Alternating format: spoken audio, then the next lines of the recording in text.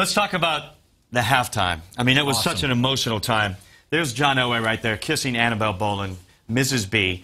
Mr. B went up on the Ring of Fame, deservedly so. I mean, you know, he's battling Alzheimer's disease. He wasn't able to be there last night, but his family was there. There you go.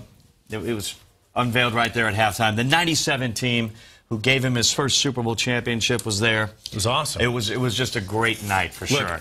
The Ring of Fame, this is the guy who started the Ring of Fame. Right. There would be no Super Bowl rings without Pat Bowlen. And what a great night this was. You could feel the energy when you got to the stadium.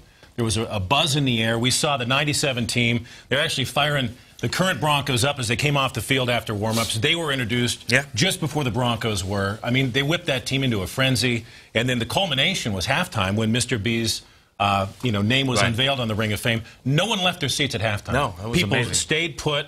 They wanted to see this happen. I think it speaks volumes as to what Broncos fans, how much Mr. B means to them in this franchise. Well, we just saw a picture there. I did some interviews down underneath the stadium before the ceremony with some of the members of that '97 team, including head coach Mike Shanahan.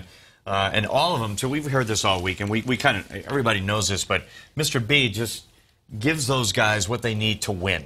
Yeah. They say he's best owner in sports if you play for him or coach for him. There's Mike Shanahan right there. Talked to Terrell Davis, Rod Smith, Shannon Sharp. I mean, all those guys said the exact same thing. Best owner in sports when it comes to being dedicated to winning, competitive spirit, wanting to be the best, and giving you what you need to win, giving you the resources to bring home a championship. And they brought home 2 in a row for him. Yeah, well, look, think about Jerry Jones. This is a guy who has all the money in the world, the best facilities, and he can't get it done because he's meddlesome. He can't get his fingers out of the pot. Right. He hires people. He doesn't let them do their job. Right. Totally different story here. Pat Bowlen is a guy who never wanted the limelight. Jerry Jones is doing press conferences after every game. He was happy, Bowlen, to sit back and let everybody else get the accolades. All he wanted to do was put Lombardi's in that trophy case. And he knew the best way to do that was to hire the people who could do the job and step back and let them go to work. Exactly. All right, and afterwards in the locker room, Gary Kubiak said, these players played their hearts out for you, Mrs. B. Come on up here. We've got a game ball, and he presented it. Presented the game ball to Annabelle Bowlen there in the locker room with the family around. It was one of the best locker room scenes I think I've seen in a number of years, and we've seen a lot of them in the past 3 years since Peyton has been here.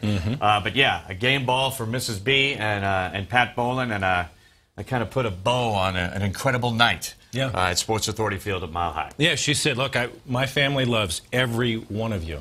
It was great. And that was at, Friday night when they unveiled the pillar of Pat, which is in the Sports Authority Plaza. That was a word you heard a lot. I love that guy. We love our owner, we love our friend, and we saw that last night in the locker room. It was really cool to see. What Peyton said after, he goes, when you dedicate the game to your owner and your owner's name goes up on the Ring of Fame, you got to win the game. Yeah, it's a must. Yeah, you imagine a losing locker room on Mr. B's night? Right. I can't. Didn't happen. No. Didn't happen because they were dedicated. They went out and got it for him. And like I said, just an incredible night that ended with a victory for the Denver Broncos over the Packers. It was awesome.